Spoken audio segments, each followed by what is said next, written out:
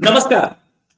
एक आदमी जो कि भारतीय राजनीति को साफ करने आया था, भारतीय राजनीति को करप्शन फ्री करने आया था, भारतीय राजनीति से भ्रष्टाचार निकालने आया था। वो ये बोलता था कि ये नेता जेल जाते हैं तो ये दोबारा इलेक्शन क्यों लड़ते हैं। उसी ने जेल भी गया हुआ और वहां पे बैठ के चीफ मिनिस्टर की तरह काम भी करता रहा। एक दो दिन नहीं, कई महीने। जेल जाने के बाद भी इस्तीफा नहीं दिया। हालांकि दूसरे लोगों को बोलते थे कि जेल जाते हैं, इस्तीफा दे देते हैं, फिर वापस आ जाते हैं। खुद तो इस्तीफा दे नहीं दिया। ये वो आदमी है जिसने लोगों को एक आस दिखाई कि भारतीय राजनीति स्वच्छ हो सकती है। खुद उस दलदल में फंस गए। लेकिन जेल जाना, ये बोला कि जेल जाते हैं पॉलिटिशियंस और वो ये दागी हैं। खुद जेल जाने के बाद अपने आप को दागी मानने से मना कर दिया। कोई तो रीजन रहा होगा। ऐसे ही कोई जेल नहीं जाता। अगर सिर्फ ईमानदारी पे सरकार चल रही थी तो जेल जाने का मतलब क्या बनता है? एक चीज, आपके खिलाफ केस हो ही नहीं पाता। एक चीज ये होती है कि आपके ऊपर किसी ने जबरदस्ती दाग लगाया। एक चीज ये होती है कि दाग लगा है, कहीं पे करप्शन था, तब लगा है, कोई प्रूफ था हाथ में, तभी कोर्ट भी बेल देती है। लेकिन ये प्रॉब्लम कि प्रूफ था, कोर्ट ने बेल नहीं दी, कोर्ट ने जेल में रखा। ऐसे ही नेता साहब हैं अरविंद केजरीवाल, जिनकी इज्जत खैर अब तो कोई नहीं कर रहा है। जो जंगपुरा से भाजपा के सांसद, भाजपा के विधायक हैं तरविंदर सिंह मारवा, उन्होंने कहा अरविंद केजरीवाल दोबारा जेल जाएंगे और इतनी धारा लगेंगी कि वो उनको जमानत तक नहीं मिलेगी। साथ में एक लंबे अरसे के लिए जेल जाएंगे, जैसे सज्जन कुमार। ये जो विधायक हैं, विधायक साहब अपना पर्सनल वो बता रहे थे। लेकिन क्या इसी एक where there smoke there fire, मैं ये पूछना चाहता था कि क्या अरविंद केजरीवाल दोबारा जेल जा सकते हैं? इसी बात करने के लिए हमारे साथ डॉक्टर अलोक पांडे, जो कि पॉलिटिकल एनालिस्ट है। डॉक्टर साहब, बहुत बहुत स्वागत है आपका हमारे शो में। डॉक्टर साहब, क्या अरविंद केजरीवाल जेल जा सकते हैं दोबारा? निश्चित बात है, अभी तो जमानत नहीं है, तो जमानत तो कैंसिल हो ही सकती है ना। लेकिन प्रश्न ये है कि उन्होंने सज्जन कुमार से तुलना की है, तो क्या लंबे समय के लिए जेल जाने वाले हैं? क्या भारतीय जनता पार्टी के पास ऐसे ही कोई प्रमाण आए हैं सत्ता में आने के बाद? क्योंकि जब आप सत्ता में रहते हैं तो बहुत चीजें आप छुपा ले जाते हैं।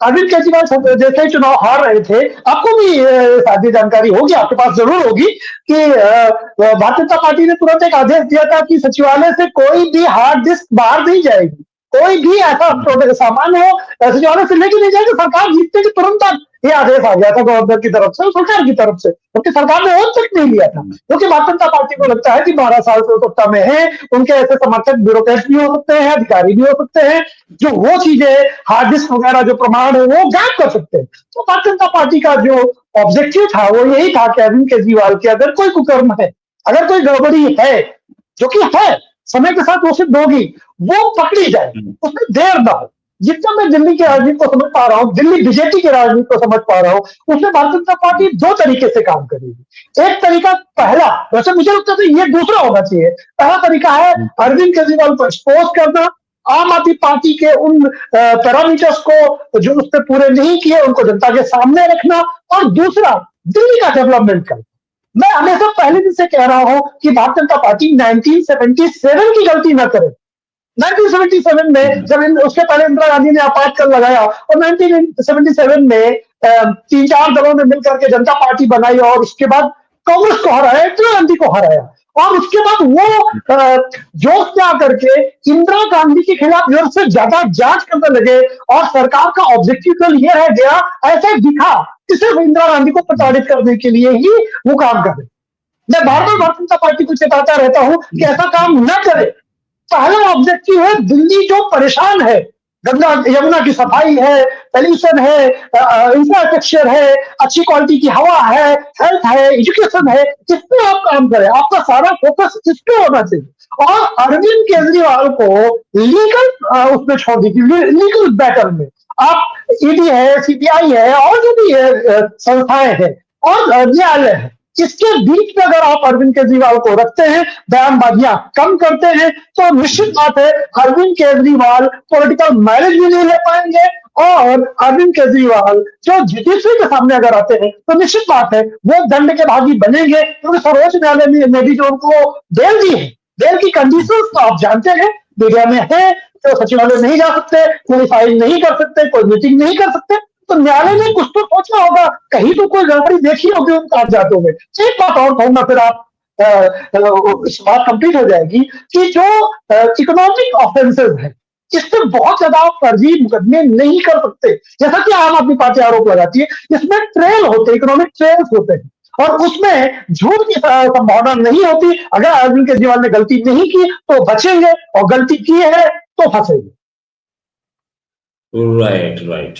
और एक चीज और, ये जो हमें कहानी पता चल रही है कि ये लोग फ्रेम करने की, जो आम आदमी पार्टी बोल रही है कि केजरीवाल को फ्रेम किया जा रहा है, केजरीवाल को परेशान किया जा रहा है, केजरीवाल के खिलाफ मुकदमे हो रहे हैं।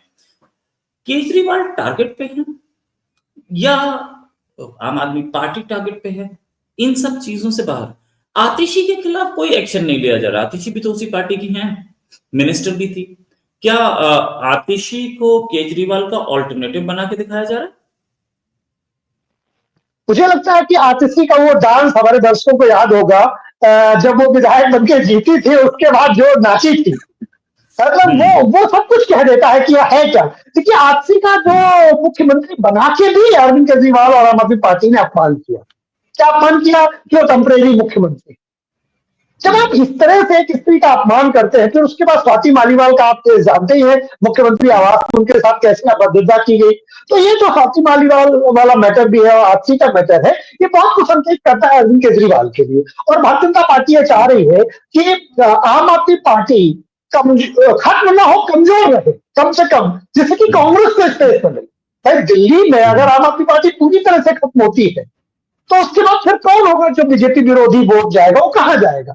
और अभी भारतीय जनता पार्टी उस चरम पर नहीं पहुंची है जहां वो तो विधानसभा में, लोकसभा में पहुंच गई है, 52% वोट लोकसभा में प्राप्त करी है, लेकिन विधानसभा में आम आदमी पार्टी जो है वो, सॉरी, भारतीय जनता पार्टी अभी 50% प्लस के वोट में नहीं पहुंची। और भारतीय जनता पार्टी ये चाहती है कि वो अपने कृत्यों के द्वारा, वो अपने दिल्ली को जो परफॉर्मेंस के द्वारा लोकसभा में जिस तरह 50% प्लस वोट पे पहुंच रही, जब तक वो वहां न पहुंच जाए, तब तक आम आदमी पार्टी मजबूत रहे, सर्वाइव करे, लेकिन नेतृत्व अरविंद केजरीवाल न करे।